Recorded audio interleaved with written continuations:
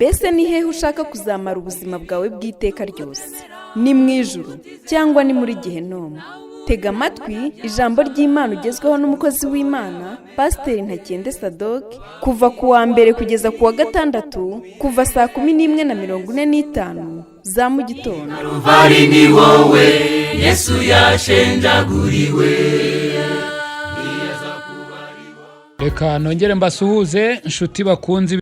Reka rero dutangire uyu mwanya wacu nk'uko tubimenyereye, dusenga twiragiza Imana, tuyisaba guha umugisha uyu mwanya na message tugiye kumva. Imana nziza, twongeye kugushima, twongeye kuguha icyubahiro kuko uri Imana nziza, uradukunda kandi ibyo wabikoze kuva kera mwami. Twebwe igihe twari tukiri mu mwijima dupfuye tuzize ibyaha byacu, icyo gihe nibwo watwitangiye maze uradupfira, kandi ku munsi wari waragennye Mana uza kutwihishurira, tumenya kandi twakira ubuntu bwawe. None uyu munsi turagushima kuko wadukoreye ibikomeye, waradukijije, wabanye natwe mu bihe byari bikomeye mwami. Ibyo wadukoreye ni byinshi cyane, ntabwo twabivuga ngo tubirongize, ariko aka kanya by'umwihariko tugushimiye kutwemereye uyu mwanya mwiza ngo twumve, kandi mwami dufite inzara n'inyota yo kwiga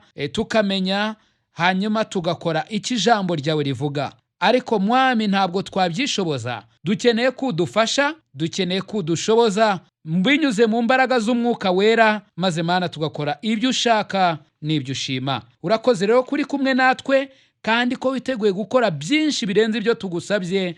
Mu izina rya Yesu nimwe dusabye twizeye, amen. Reka rero nongere mbahe ikaze, kandi mbinginge dufungure Bibiliya zacu mu butumwa bwiza uko bwanditswe na Yohana, igice cyaho cya mbere umurongo waho wa 19. Yohana igice cyaho cya mbere umurongo waho wa 19. Turasoma amagambo ahari tugeze ku murongo waho wa 28. Dusome mu izina rya Yesu. Bibiliya irambwira ngo ibi nibyo Yohana yahamije ubwo abayuda bamutumagaho abatambyi n'abarewi bavanywe i Yerusalemu no kumubaza bati, urinde? Nuko ntiyabahisha ukuri, ahubwo araberurira ati, sijye Kristo. Nuko baramubaza bati, tubwire, uri Eliya? Nawe ati, sindiwe. Bati, uri wa muhanuzi? Arabasubiza ati, oya. Baramubaza bati, none se urinde ngo dusubize abadutumye?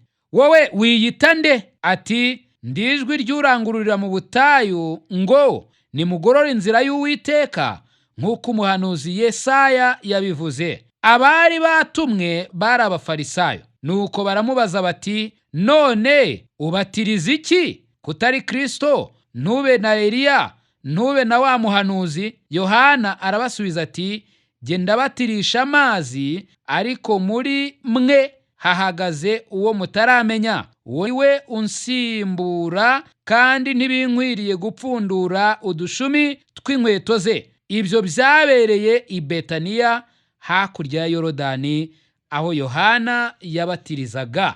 Imana ishimwe cyane.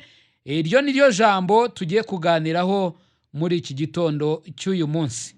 Yohana urebye urabona neza yuko igihe cyarageze mu murimo we yakoraga w'ivugabutumwa, arimwo abwiriza, arimwo abatiza, akora ibintu byose nk'uko Imana yabimutegetse, yabimuhamagariye. Noneho nk'uko tubibonye Bibiliya ahangaha ku murongo wa 19, habayeho igihe abantu bariho bitegereza Yohana, baramureba, bareba ibyo akora, bumva ibyo avuga, birabacanga. Nuko bahagurutswa no kujya kumubaza iki kibazo, kandi batumwe n'abantu bakomeye cyane. Nuko iri tsinda ry'abayuda batumwe bavuye mu bafarisayo, cyangwa se muri iri dini ry'abafarisayo, aba bantu baragiye babaza Yohana ikibazo ngira ngo uyu munsi turebeho. Baramubajije bati, urinde? Urinde? Nicyo kibazo babajije Yohana. Urinde? Icyo kibazo ndagira ngo natwe tukibaze uyu munsi wa none. wibaze wowe ubwawe, wibaze uti ariko jyewe ubundi ndinde?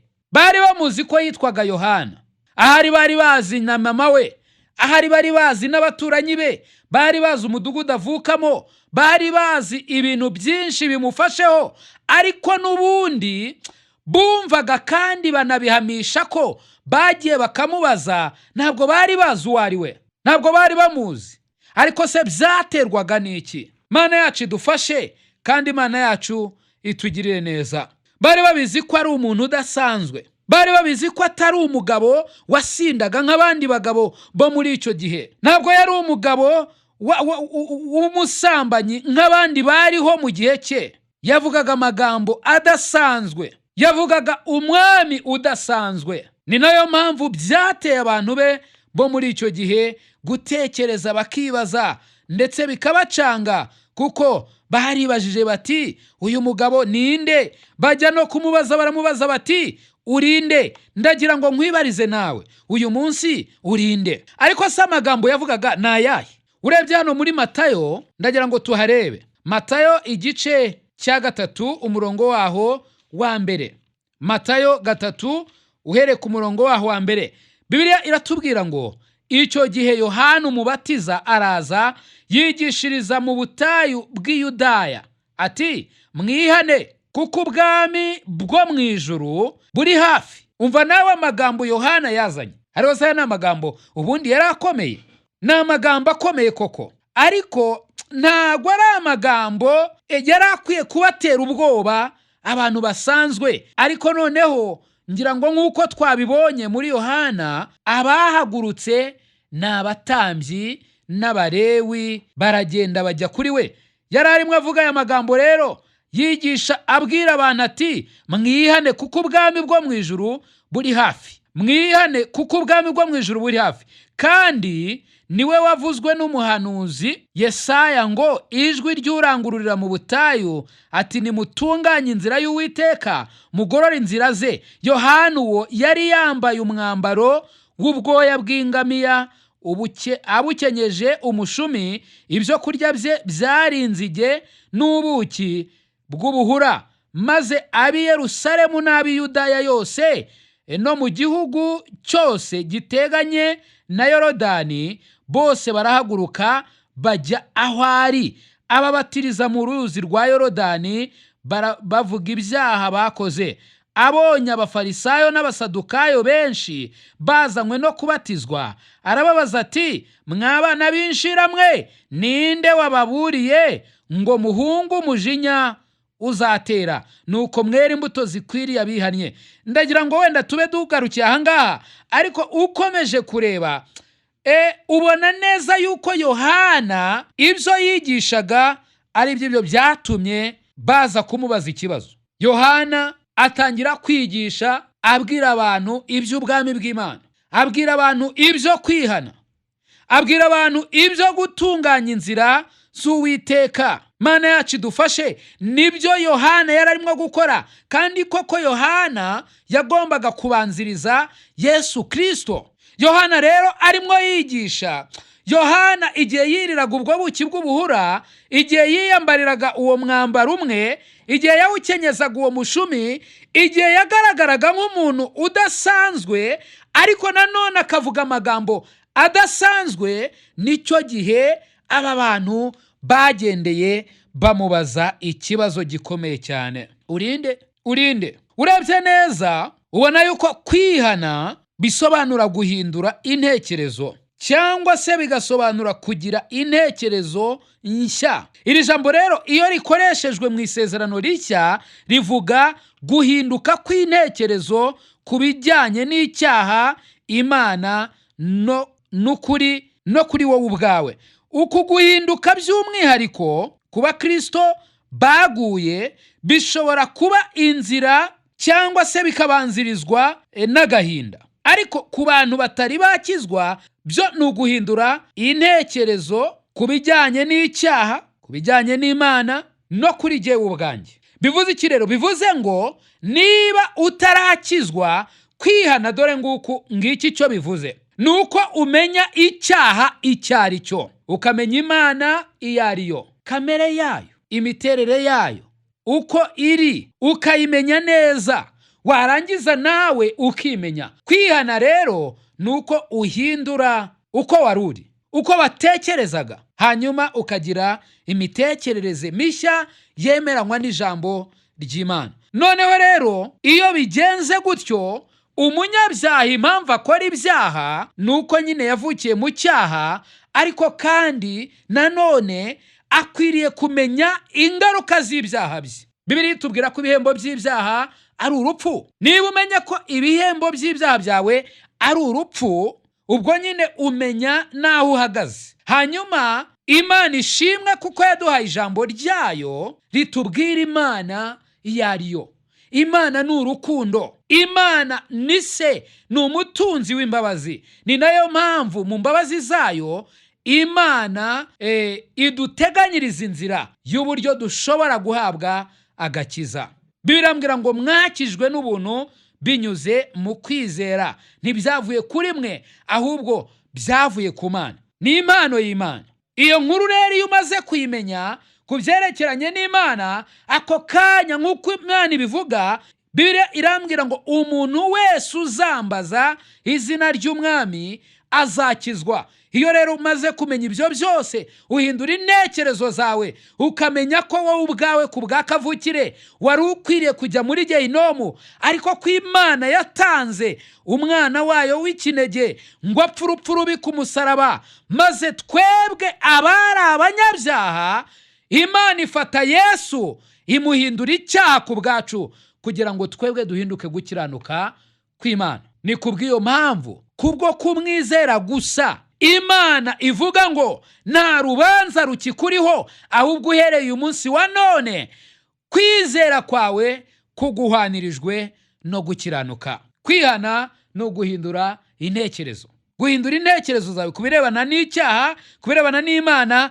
no ku birebana nawe ubwawe. Hano rero iyo ugeze ku bantu bamaze gukizwa, kwihana hari igihe umuntu aba yaguye mu cyaha cyangwa se yacumuye. Iki gihe nabwo dukoresha ijambo kwihana, ariko ahangaha icyo biba bivuze ni uko iyo umaze guterwa agahinda na cya kintu wakoze, uragenda ukajya imbere y'Imana ukavuga uti Imana, ahangaha nabaye ikigoryi, nabaye ikigwari, nakoze ibidakwiriye, Data mbabarira. Icyo gihe Imana irakubabarira. Hari urugero ngira ngo turebe ahangaha mu Bakorinto ba mbere ba kabiri, mu mbabarire, igice cyaho cya 7. Abakorinto ba kabiri igice cyaho cya 7. Mbese wowe urinde? Bakorinto ba kabiri igice cya 7 umurongo waho wa 8 kugeza ku murongo waho wa 11. Abakorinto ba kabiri igice cya 7 umurongo waho wa 8 kugeza ku wa 11. Bibiliya irambwira ngo nubwo nabateje agahinda rwa rwandiko sinicuza, kandi nubwo nicuzaga mbonye yuko urwo rwandiko rwabateye agahinda, nubwo kari k'umwanya muto gusa kagashira, none ndishimye. Icyakora sinishimishijwe nuko mwagize agahinda, ahubwo nuko ako gahinda kabateye kwihana, kuko mwagize agahinda ko mu buryo bw'Imana, ngo mutagira icyo mubura ku bwacu. Agahinda ko mu buryo bw'Imana gatera kwihana, kuticuzwa nako kukazana agakiza, ariko agahinda ko mu buryo bw'isi gatera urupfu. Aho nimurora ako gahinda ko mu buryo bw'Imana uburyo kabateye umwete mwinshi ungana utyo, ukabatera kwiregura no kurakara no gutinya n'urukumbuzi n'ishyari n'ishyaka no guhora. Muri byose mwiyerekanye ko muboneye muri byo. Twavugaga agahinda gatera kwihana. Cyanditswe, uze kongera ugisome. Pawulo yandikiye Abakorinto urwandiko rurimo amagambo akomeye, kandi wavuga ngo arasa nk'aho akomeretsa, kuko yari amagambo asa nk'aho ateye agahinda, ariko nk'uko abivuga kari ak'umwanya muto, hanyuma bakwihana umunezero ugahita usaga muri bo. Ni nacyo cyabaye, kuko Pawulo arimo aravuga ati nubwo nabaye nk'ubateza agahinda, ariko ntabwo mwakagumyemwo, kuko ako gahinda mwagize kari ako mu buryo bw'Imana, kari agahinda kabatera kwihana. Noneho mumaze kwihana, ako ntikaba kakiri agahinda, ahubwo kaba kabaye isoko ibatera gukora iby'Imana ishima. Hano mu gice cya 21 cya Matayo igice cya 21, ndagira ngo mumfashe tuharebe twihuse. Hari urugero rwo kwihana nyako. Matayo 21 murongo waho 28, Bibiliya iratubwira ku nkuru z'umubyeyi wari ufite abana babiri. Hanyuma nk'uko umubyeyi n'ubundi agira, ayobora abana be, ayobora urugo rwe muri rusange. Hari abantu badashaka kubyumva, ariko umugabo ni umutware w'urugo, rurimo umudamu, rurimo n'abana. Ayobora abo mu rugo bose, ayobora umudamu, ayobora n'abana. Hanyuma uyu mugabo yaje kubwira abana be ikintu ntekereza ko cyari icy'ingenzi cyane. Mpamvu cyari icy'ingenzi kwari ukugira ngo abana be bataba imburamumaro. Bari bakwiriye gukora. Icya kabiri, byari bikwiriye ko umubyeyi apima kumvira kw'abana be. Niyo mpamvu yashakaga kubatuma, kugira ngo apime kumvira kwabo. Ahari hari n'izindi mpamvu zikomeye yari afite, ariko iyo kudashobora kwikorera yo ntabwo ntekereza ko yari irimo. Nuko arababwira ati nimugende bana banjye mukore. Yesu arimo yigisha, aca uyu mugani, aravuga ati ariko ibi mubitekereza mute? Habayeho umuntu wari ufite abana babiri, asanga umukuru, aramubwira ati mwana wanjye, genda uhingire uruzabibu rwanjye. Nawe aramusubiza ati ndanze, ntaho ngiye. Maze hanyuma arihana aragenda. Ise asanga uwa kabiri amubwira atyo, nawe aramusubiza ati ndagiye data. Ariko ntiyajyayo. Muri aba bombi muratekereza ko uwakoze neza ari uwuhe? Hanyuma twashakaga uru rugero rwiza rwo kwihana nyako. Bibiliya itubwiye ko uyu mwana wa mbere ari nawe wari mukuru. Ise yaramubwiye ati mwana wanjye, genda uhingire uruzabibu rwanjye. Umwana abwira se ati papa, ndanze, ntaho ngiye. Umwana ashize akanya arareba, aravuga ati rwose mana, ubu papa mubwira iki gutya? Ubu papa aragira ngo iki? Papa kwa nkunda, nanjye ko mukunda, ni iki gituma ntagenda ngo muhingire mu ruzabibu rwe? Umwana ngo yisubiraho, aragenda ajya gukora icyo papa we yashakaga ko akora. Uku ni ukwihana k'umwana.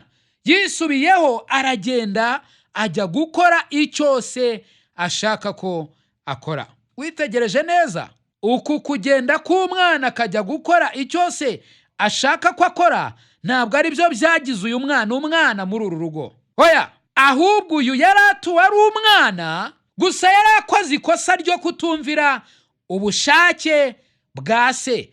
Kandi kutumvira ubushake bwa se, uyu mwana yari abisobanukiwe neza ko ubusabane bwe na papa we butari buze gukomeza ngo bugende neza. Niyo mpamvu yisubiyeho, mu yandi magambo yarihannye, ahindura intekerezo ze, arangije aragenda ajya guhingira uruzabibu rwa se. Mu Baheburayo igice cya 11 umurongo waho wa 39, ndagira ngo mumfashe tuharebe. Hano hari ukwizera gukiza. Abaheburayo igice cya 11 umurongo waho wa 39. Iki gice cyose kivuga ku ntwari zo kwizera, ariko ahangaha ndagira ngo urebe ku murongo wa 39 w'iki gice. Haravuga ngo abo bose nubwo bamaze guhamywa neza kubwo kwizera kwabo, nyamara ntibahabwa ibyasezeranijwe, kuko Imana yatugambiriye ikirushaho kuba cyiza,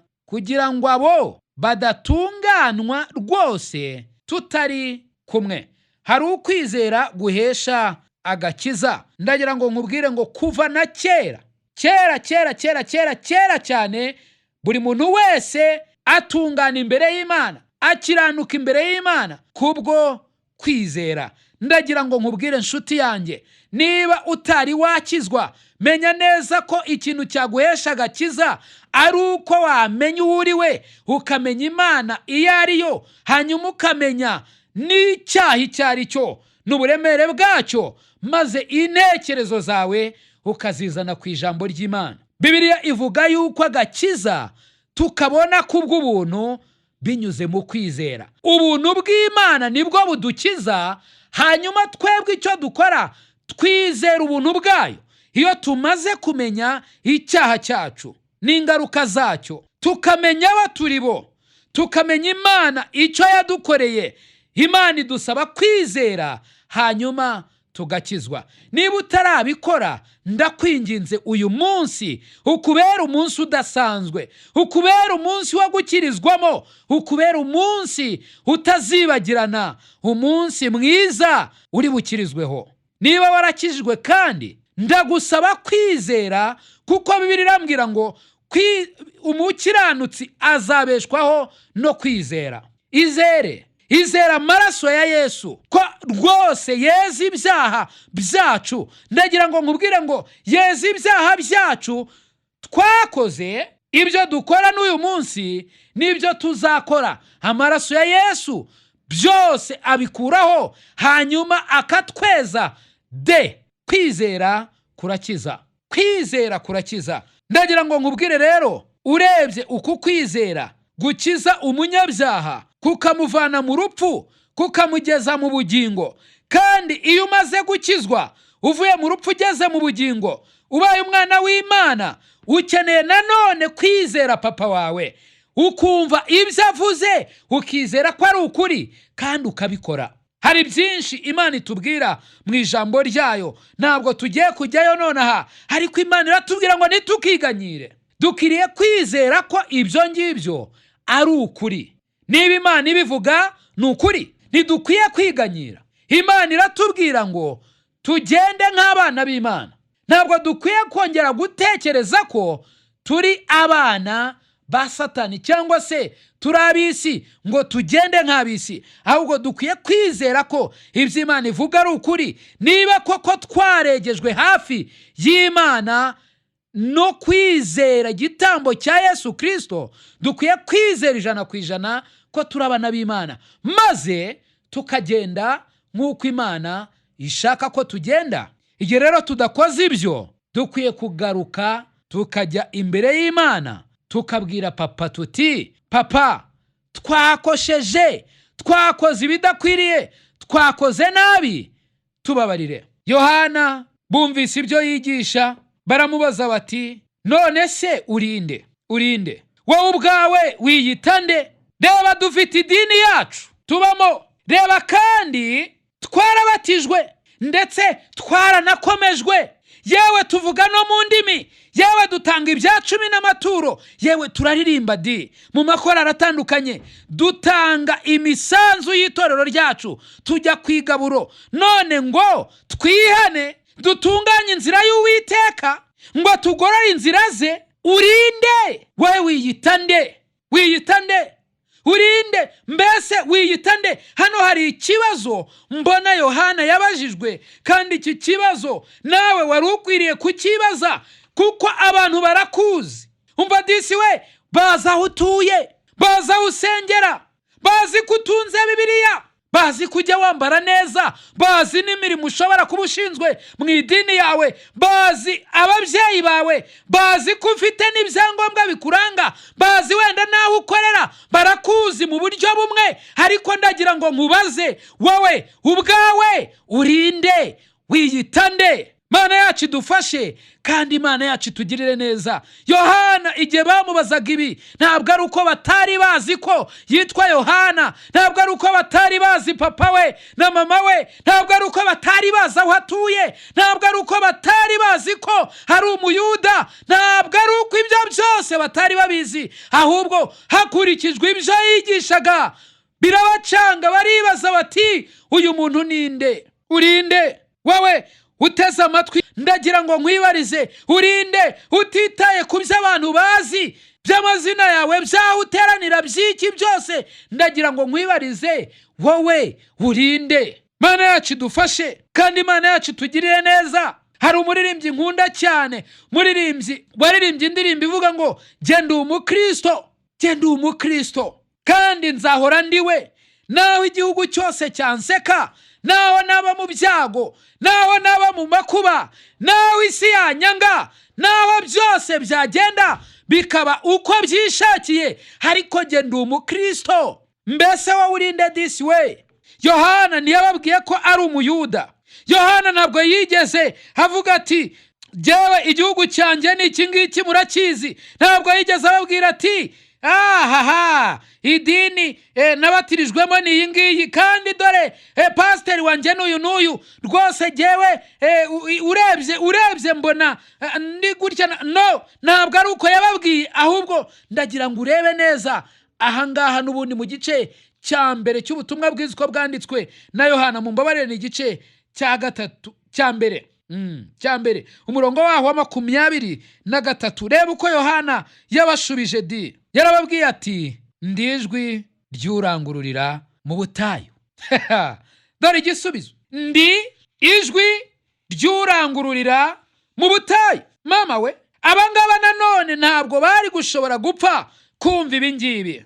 Yohana yarababwiye ati ndi ijwi ry'urangururira mu butayu, ariko nanone arongera ababwira ubutumwa bw'uwo nguwo abereye ijwi. Ndacyakubaza nshuti yanjye, mbese wowe urinde? Ukuyeho ibyo abantu bavuga, ukuyeho nawe ibyo ushobora kuba ushaka kwereka abantu, kuko muri kamere y'abantu umuntu ashaka kwigira mwiza. Ndetse abantu, hari abantu rwose bagira amazina bakayagendera. Ugasanga umuntu yitwa Mico, akajya agenda rwose yitwaye nka Mico. Ugasanga umuntu yitwa ngo ni Nshuti, ukajya usanga rwose agenda yitwaye nk'inshuti, nka Nshuti. Nubwo ibyo ngibyo atari bibi, ariko se mu by'ukuri urinde? Yohana ntabwo yigeze abwira abantu ibyo babona, ahubwo yababwiye ikintu gikomeye cyane. Yarababwiye ngo ndi ijwi ry'urangururira mu butayu, kandi arababwira ati iryo jwi ry'urangururira mu butayu ndi ijwi ry'urangururira mu butayu ngo nimugorore inzira y'Uwiteka. Aya magambo ntabwo yari aya Yohana ku giti cye, we yari ijwi gusa. Noneho amagambo ntabwo yaraye, kuko uwo yarabereye ijwi niwe wavugaga ngo nimugorore inzira z'Uwiteka, nimwihane. Mana we, nimwihane kuko ubwami bw'Imana buri hafi. Ndagira ngo urebe noneho uyu nguyu Yohana yarabereye ijwi, kuko uyu nguyu niwe w'igiciro cyinshi, niwe ukeneye kumenya cyane. Ni nawe Yohana yari arimo kugerageza kubabwira igihe bamubazaga bati none se watubwiye urinde? None se uri Kristo? Ati reka shwi, mumbabarire cyane, ntabwo ndi Kristo. Bati none se tubwire nshuti, uri Eliya? Ati reka da, ntabwo ndiwe. None se uri wa muhanuzi wa wundi twumvise bavuze? Ati reka da, ntabwo ndiwe. None se tubwize ukuri, urinde? Arangije arabatungura ati ndi ijwi. Ariko nyiri iri jwi, cyangwa se uwarangururaga, watangaga ubutumwa, ni Yesu. Umva nshuti yanjye, ndagira ngo nkubwire ngo Yesu araje vuba bidatinze cyane. Yesu araje. Yohana iki gihe yari arimo avuga ibye ko ari aho ngaho, kandi aje kugira ngo abwirize abantu iby'ubwami bw'Imana. Ariko uyu munsi ntabwo aza kugaruka kugira ngo noneho atubwirize ibyo kwihana no kubabarirwa ibyaha, ahubwo araje. kandi ngira ngo ubutumwa buzavugwa icyo gihe nuko byose bizaba birangiye naza. Uwanduye azagumya yandure, uwera azagumya yere. Kandi ndagira ngo nkubwire ngo nta muntu uzaba ugifite ububasha bwo kugira icyo yabihinduraho. Uyu munsi wari ukwiye kumenya uyu nguyu kuri 29 umurongo wa 29 w'iki gice, Yohana hari ikindi kintu yahamije uyu nguyu. yaravuze ngo bukeye bwaho abona Yesu aza aho ari, haravuga ati nguyu umwana w'intama w'Imana ukuraho ibyaha by'abari mu isi. Umva nshuti yanjye we, uwo Yohana yarabereye ijwi n'uyu nguyu ntama w'Imana ukuraho ibyaha by'abari mu isi ari hafi. Ntama w'Imana ukuraho ibyaha by'abari mu isi ari hafi. Ndagira ngo nkwibarize disi we, naza guca imanza, naza kujyana itorero rye, ndagira ngo nkubaze, mbese wowe izina ryawe rizahamagarwa? Mbese rizahamagarwa? Tekereza ko uriwe uyu munsi wa none, wibaze niba aramutse aje izina ryawe ryahamagarwa. Hari abantu benshi batazi icyo bari cyo. Ntazi niba ari umwana w'Imana, ntazi niba ari umwana wa Satani, ntazi niba azajya mu ijuru, ntazi niba atazajyayo. Nta kintu azi ari cyo ngo abavuga ati jyewe ndi iki n'iki. Ntubarizwe muri abo. Ndakwinginze uyu munsi wa none, ntubarirwe muri abo batazi iyo bajya, batazi iyo bava, batazi abo ari bo. Ntubarizwe muri abo. Ahari ushobora kuvuga uti jyewe narakijijwe, ariko ndagira ngo nkwibarize, mbese wakwemera kuba ijwi ry'urangururira mu butayu? Fata iyi si uyigereranye n'ubutayu, kuko iyi si irakennye cyane, ikennye amazi y'ubugingo. Kandi ayo mazi niba waramaze kuyanywaho ukamenya neza ukuntu Yesu agira neza, ndagira ngo nkwibarize, mbese wakwemera kuba ijwi ry'urangururira mu butayu? Pawulo yigeze kwandika, yandikira Abakorinto, arababwira ati muri urwandiko rusomwa na bose. Umva, uri urwandiko. Ushatse waba ijwi, ushatse waba urwandiko. Ariko ndagira ngo nkubwire ngo hari icyo uri cyo. Niba waramaze gukizwa, ubwo nyine uri umwana w'Imana. Ahubwo ikibazo ni iki ngiki, kuri urwandiko ni iki cyanditse kuri urwo rwandiko, ni icyo abantu basoma kuri urwo rwandiko. Iyi si yose irimo kwibaza uwuriwe. Kimwe mu bintu biteye agahinda ngiki, abantu benshi cyane muri iyi minsi ya none wumva bavuga iyo barimo kuganira bati yewe nta mupasiteri, ni ukutubeshya n'abateka mutwe. Wumva bakubwira ati ibintu by'amatorero yewe mubireke byabaye bizinesi. Wumva bakubwira ibintu byinshi kandi bakabikubwira aho wakabaye ubonera icyizere. Ntabwo abantu bakizera itorero, ntabwo abantu bakizera abakozi b'Imana. Kubera iki? Hari benshi bambaye impu z'intama, nyamara imbere hari amasega aryana. Bityo isi irimo kwibaza ngo ninde mukozi w'Imana, ninde twakwizera? Barimo baribaza ngo mbese urinde? Wibuke ko babizi ko ufite Bibiliya disi we. Wibuke ko babizi ko ujya ku rusengero, barabizi ko uri umuririmbyi, barabizi ko uri pasiteri cyangwa uri padiri cyangwa uri runaka, barabizi ko uri umudiyakoni, barabizi ko uri umujyanama, barabizi ko uri umuturanyi, barabizi ko uri umuntu runaka, barakuza aho utuye. Ariko ndagira ngo nkubaze, ese abo ntibari kwibaza icyo uri cyo? Mbese urinde ubaye wavugisha ukuri ukabwira isi yose, ukayibwira uwo uri we, mbese wayibwira ko urinde by'ukuri? Imana irakuzi, izi neza icyo uri cyo. Mu mutima wawe indani irahazi neza, izi neza icyo uri cyo nyacyo. Hapana ibyo ushaka kwigira, hapana ibyo ushaka abantu bamenya. Imana yo irakuzi neza, izi uwo uri we, izi icyo uri cyo. Umva nshuti, icyama buri muntu wese akisuzuma akareba koko niba hari icyo ari cyo nyacyo. Ndavuga imbere y'Imana, icyo ari cyo nyacyo imbere y'Imana. Apana ibyo avuga, ibyo atekereza, ahubwo byimbitse biri ku ndiba y'umutima, ukaba wowe ubwawe uhamanya n'umwuka w'Imana, uvuga uti nduyu n'uyu.